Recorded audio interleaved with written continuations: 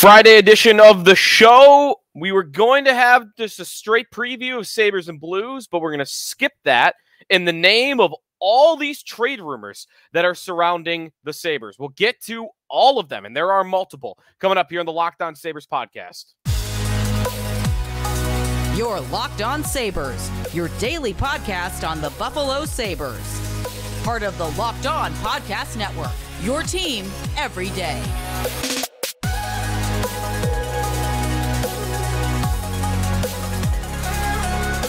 And thanks for making Locked On Sabres your first listen every day. We are free and available wherever you get your podcast. Part of the Locked On Podcast Network, your team every day. We've got a lot to get to on today's show. It just kind of all came in at once, like a Friday news dump. We have got multiple trade rumors involving the Buffalo Sabres, enough to have one each segment. So that's what we're going to do on today's show. You can check us out on our YouTube channel. Be sure to like and subscribe us there. You can join our Locked On Sabres text line as well by going to joinsubtext.com/LockedOnSabres. You sign up there and you can text with us the rest of the way, including tomorrow's game, 1 o'clock against the St. Louis Blues. Not much to get to on Sabres and Blues. The lines were exactly the same at Friday's practice. We've talked about the state of the team. We can talk more about the Tage Thompson trade another day because there's a lot of trade rumors to get to on today's episode. We will go through Casey Mittelstadt, a potential goalie trade that we had in the media today, and also a player that does not really excite me, but we had a major reporter talking about the Sabres and this player, Philadelphia's Scott Laughton, that I want to get to in the third segment. My thoughts, I'll expand on them, but the most recent text in our Locked On Sabres text line is just simply put 3 words: Scott Laughton stinks. And I'll expand on that in the third segment of today's show if you don't know a lot about the player. It's not a guy that wouldn't help the Sabres at all. It just doesn't excite me. I'll get to that later. Let's start, though, with something I don't really like doing. I don't like stealing topics from other podcasts if I can avoid it. But today's a day where it's pretty juicy and it's pretty important, I think, to jump in here. So at the risk of copying another show's topic, I do want to talk about what both the guys on 32 Thoughts talked about today with Jeff Merrick and Elliotte Friedman. And I also want to talk about what Andrew Peters said on the Around the Whistle podcast that he does with Craig Rivet. And what Peters said is where we're going to start today. He said that a source told him that Kevyn Adams is shopping Casey Mittelstadt. And this is beyond us just wondering if he could be available, wondering if he could be traded, because it had been reported multiple times that, and Adams had even said it on WGR Sports Radio 550, that they have not talked to Casey Mittelstadt about a contract extension. Friedman also talked about Mittelstadt today, but Peters is the one who said Adams is shopping Mittelstadt. Now, what I want to pass along, if you didn't hear it, is what Friedman then said about it, where he didn't say the exact same thing, but sounded like it's not wrong what Peter said. He did say, quote, "If you're not going to pay him, you probably have to trade him because he'll be unhappy." And that's right. Think about it if you're Casey Mittelstadt and you've watched your team, your organization, that, by the way, the team you've been with longer than all of these guys. When did Tage Thompson and Rasmus Dahlin arrive? They got here in 2018. And they got paid 7-year contracts. When did Dylan Cousins arrive? Cousins didn't debut with the Sabres until 2021. He got paid. When did Owen Power get paid? This offseason after debuting last year. Samuelson, 2 years ago, after only 54 games. Think of that if you're Casey Mittelstadt. You paid this dude, this dude a 7-year contract after 54 freaking games. And I've been on this team since 2017 and have played 327 games for you. And you're not going to pay me? If the Sabres get to a point where they've made it clear to Mittelstadt they have no intention of signing him to a long-term contract extension, this is not even me saying that Mittelstadt would be a bad guy by doing this, but it would be completely understandable for him to not be happy with that situation. He is on a team that is the worst team to play for probably in the sport right now. Maybe the Coyotes are number one because of how bad the arena is. It's college rink. But one of the worst teams to play for in the league. No success whatsoever. And you've watched all your buddies get paid. You've been there the longest. And you're also the leading scorer on the team. And you're the guy they're not going to pay. If you're Mittelstadt, you probably would say, all right, well, what are we doing here? Get me out of here. Trade me now. What I don't know what else you need me to do. I've developed for you. I've progressed for you. You don't want to pay me. That's fine, but let's move on then. That to me is the situation that happens if Mittelstadt gets it made clear to him that they don't intend to sign him. Not a bad thing by anybody. I'm not criticizing the Sabres for that. I think it's completely respectable, the idea of trading Mittelstadt right now. I'm getting to a place where I think it's inevitable, and I think it's kind of a good idea at this point to trade Mittelstadt. I don't believe this core group of players deserves to have 100% of them get paid. Somebody has got to fall on the sword. Somebody has got to be moved on from in the name of trying to get better. And Mittelstadt just happens to be the last guy they haven't paid. So to me, that's the guy you pick. It's their own doing. They decided to pay all the rest of them. So that's where you're at right now with Mittelstadt.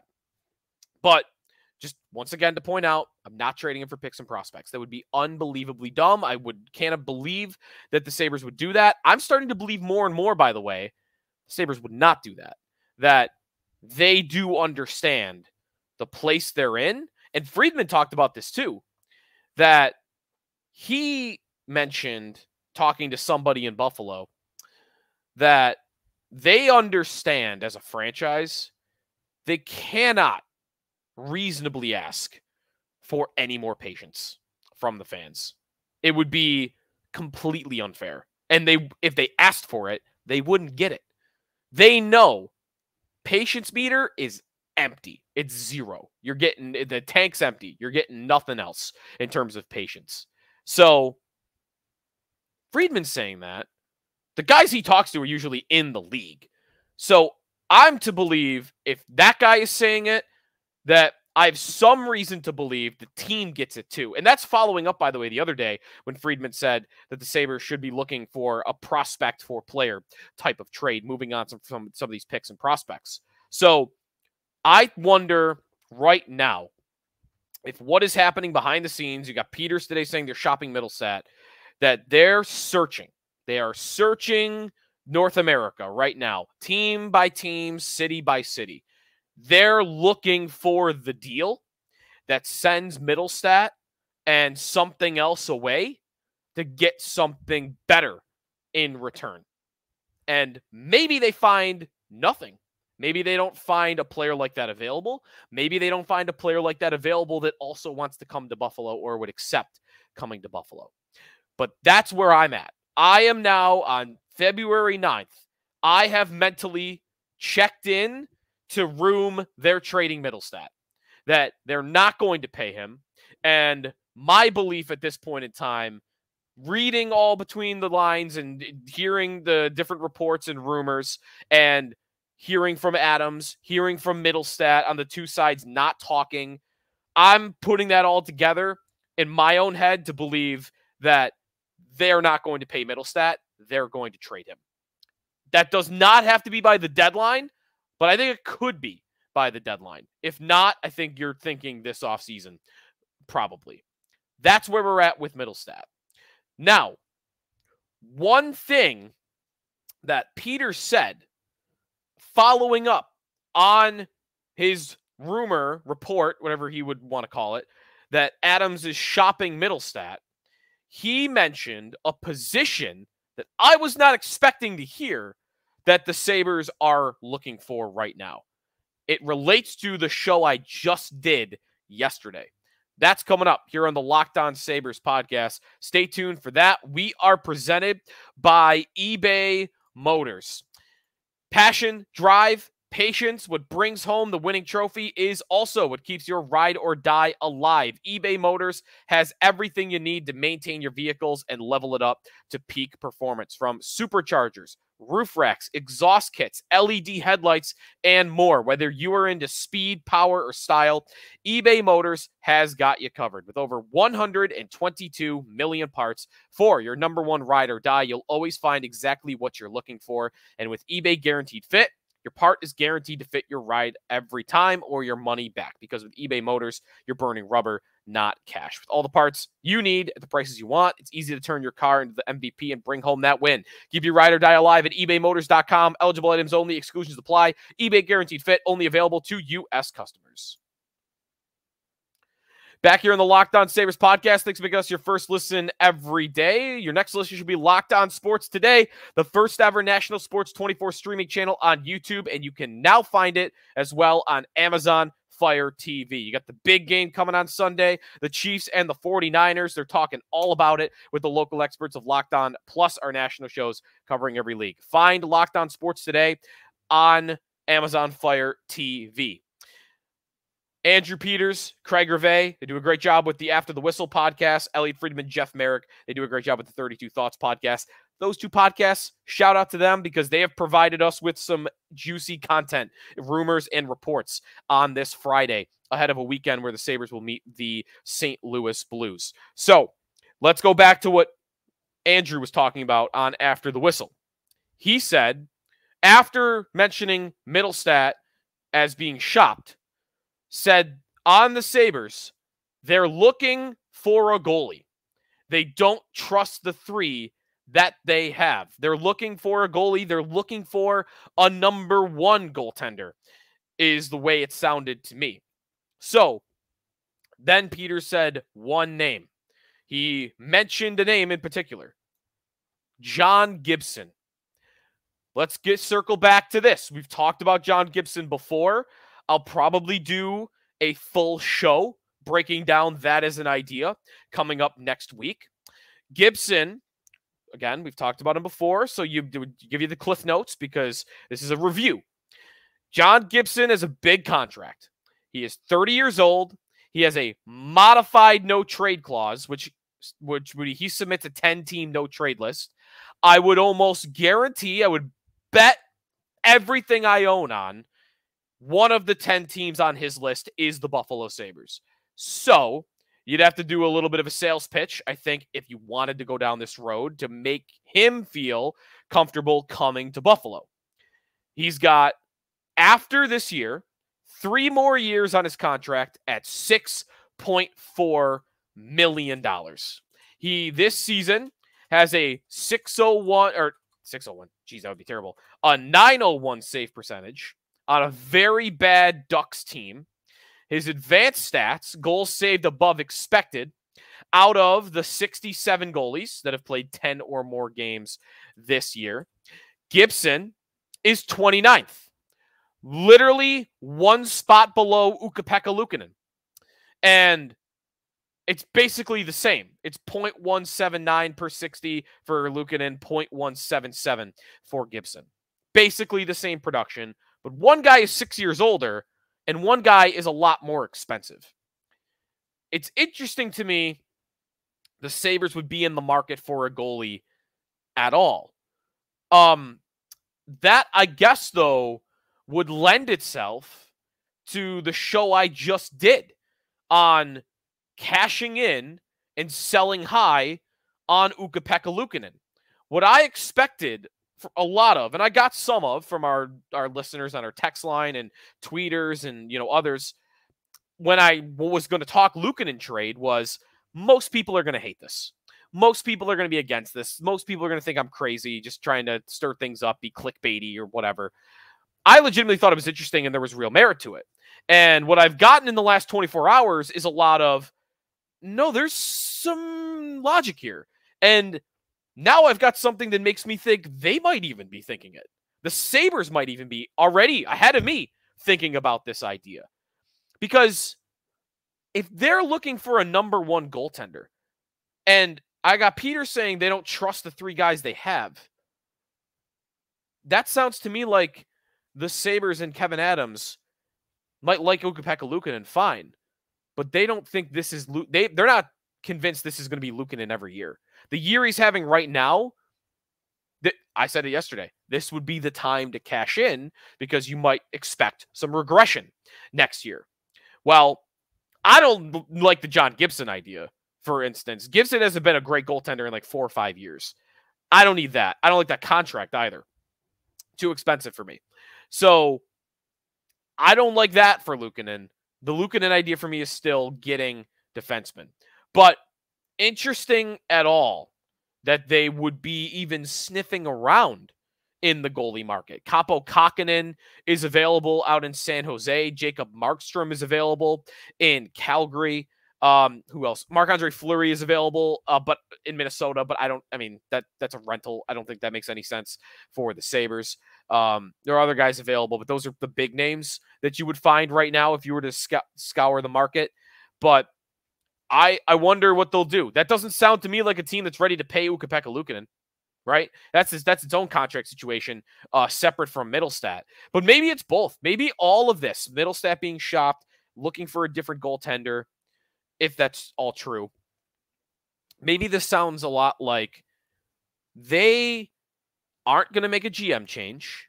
Maybe they're not planning on making a coach change.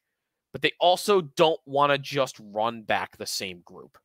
They know, I'm sure, especially the fans would hate that, to run back the same group. So they are committed to making real change on the roster. And real change on the roster, I think, begins and ends with those two players, Mittelstadt and Luukkonen, because their contracts are up and they haven't paid them yet. You're not doing it with Samuelsson or any of these other guys that have been paid. Skinner's untradeable.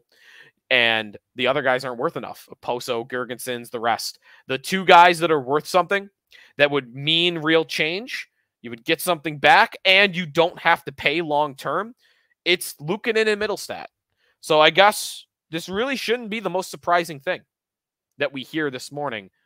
Both of these guys, we have to start questioning their futures with the team. Despite the fact that they're the best two players all year, Luukkonen and Mittelstadt, I think, have been their two most rock-solid players all year. That doesn't mean you have to hold on to them forever, though. It means their value is at their highest. Maybe that's how the Sabres are thinking.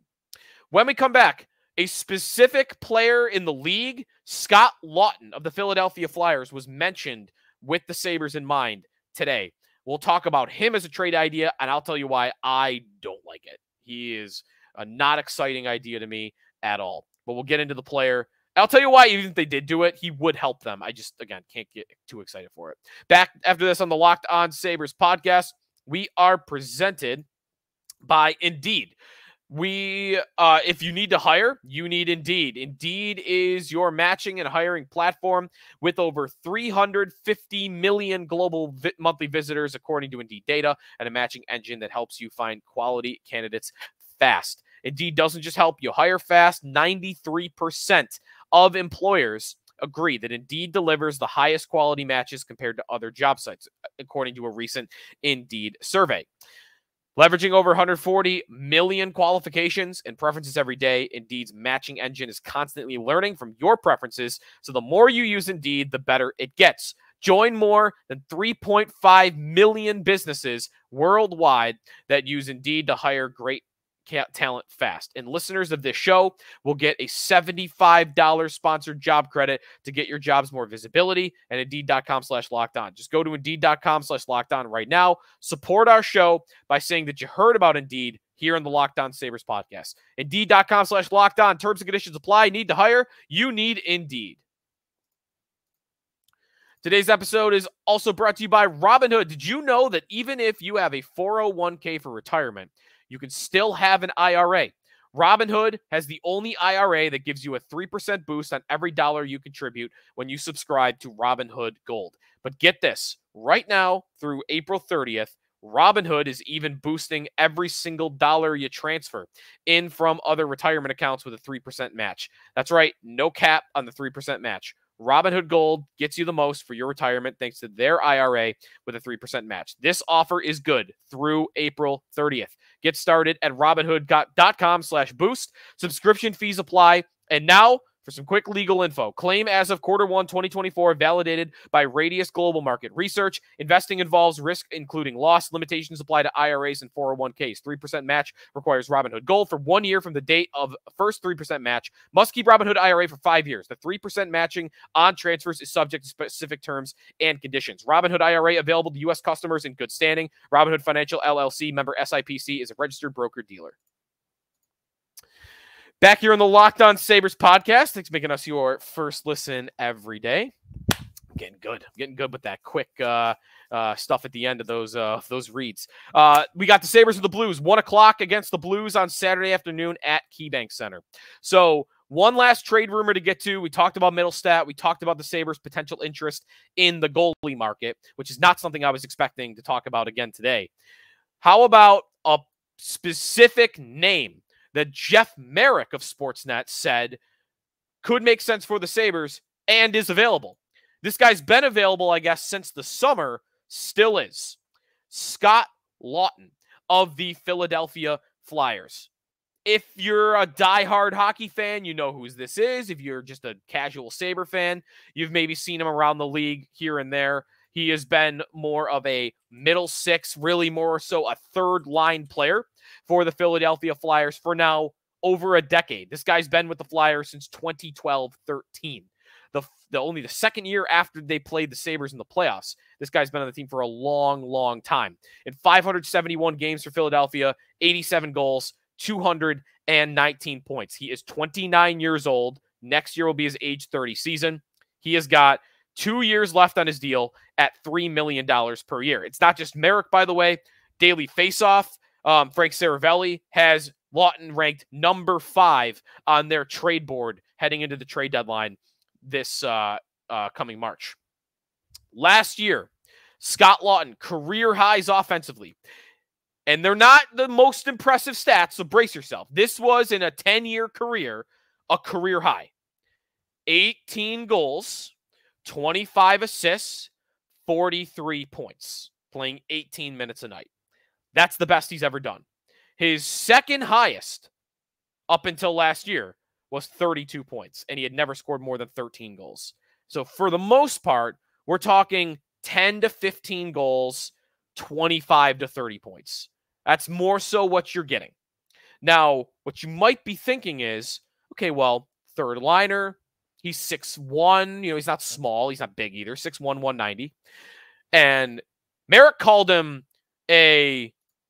what was the exact word? Not a grinder player, a snarl. A bit more snarl and veteran presence. He's a leader in that Philly locker room. Reading some about him, like he sometimes is treated like the de facto captain on that team. He's very much ingrained in that area, which I don't care about. And I don't think the Sabres need any more of. They made enough decisions based on stuff like that in the past. I don't need that at all in my life with an idea like this.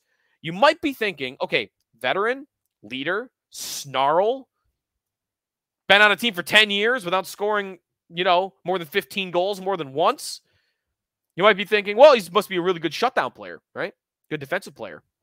The advanced numbers don't say so. We could get more ingrained in this with, different Flyers reporters, and I can get into that coming up if we ever need to dive into this more. But I'm going to look at the advanced numbers for today. And what do we have there? 25 percentile defensively at Andy and Rono stats. Okay, that's not very good. That was last year. 25th percentile for defensive impact. What about this year? 14th percentile for defensive impact. Last year, his offensive impact in his transition game was fine. 50% for offense, 50th percentile, and 46th percentile for transition. Not that bad. Career highs might be why. This year, rock bottom. Rock bottom for a lot of the advanced numbers, at least. I've not been watching the Flyers every night. I can't tell you from my own eyes if this is true, but I'll tell you what the numbers are. For this, just the percentile stuff. Offensive impact this year, 15th percentile. Transition game, 0. 0. There might not be many players worse in the league right now. He kind of reminds me of Vladimir Sobotka, if I can be very, at least Sobotka, I guess, was good defensively. But just a guy that plays in your bottom 6 that's been in the league for a really long time, had like one good offensive season, and you just don't know why he's still in the lineup. That is something, poking around with different Flyers people, that I found very quickly, is that they don't know why, like Morgan Frost was getting scratched, a good young player earlier in the year. Morgan Frost was getting scratched, making some impact, and Scott Laughton was the guy that was being pointed to as, how the hell is he still out there over Morgan Frost? Morgan Frost, by the way, first-round pick a couple years ago, not that young, 24, but kind of that sentiment. Why is Laughton in the lineup? Is he only in there because of his locker room presence? When I start seeing questions like that on another team, and then I see the Sabres maybe trading for him, or like the idea of trading for him, just no, thank you. It sounds like I'm signing up for 2 more years of Kyle Okposo again. And this is it for Okposo. Get out of that and clear the decks in the bottom for some youth, and then upgrade the middle and the top with another proven scorer. That's the move. Don't block Kulik with Scott Laughton. Don't make that. If you're going to make one big veteran move at forward, because we've talked about forward, it's busy. There's a lot of names that need opportunities. You can't make 5 additions at forward. You can't make 3 even. You probably get 1 significant forward acquisition between now and the start of next season. If they trade Mittelstadt, then maybe 2. And making one of those Scott Laughton just does not appeal to me whatsoever. I don't care about the money. I don't care about the age even. 2-year deal, who cares? I just don't think he's a very good hockey player. And I don't think he makes the Sabres any better. Maybe he makes them slightly better because he played instead of like Victor Olofsson on some nights, but not a move that I necessarily like. Snarl? All right, sure. You know what? I'm so at a place, though, a dark place with this team, and they do have a lot of kids and a lot of youth, that I hear that, and my instinct, my gut wants to scream out and say, you idiot.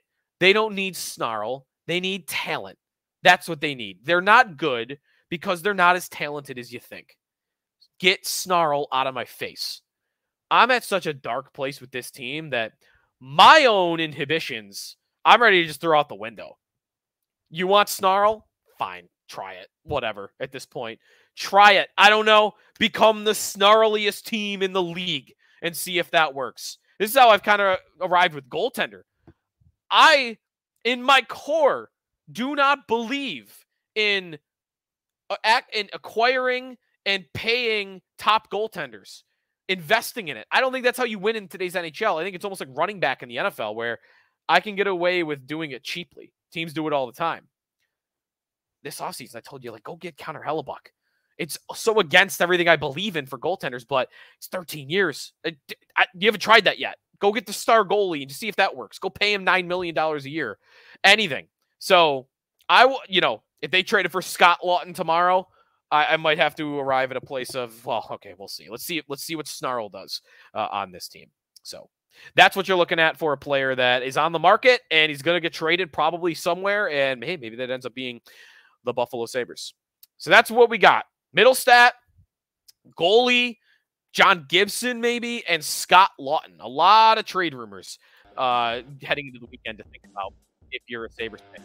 If you've got a thought on all 3 of these, what do you think about the Mittelstadt stuff? What do you think about John Gibson as an idea again? I know we'll do more expand on that next week. And Scott Laughton, is anybody want to defend that idea? If you're out there, let me know what you think. You can hit up our text line, joinsubtext.com/LockedOnSabres. You can hit me up on Twitter at Sneaky Joe Sports, and our YouTube channel is always open to you as well.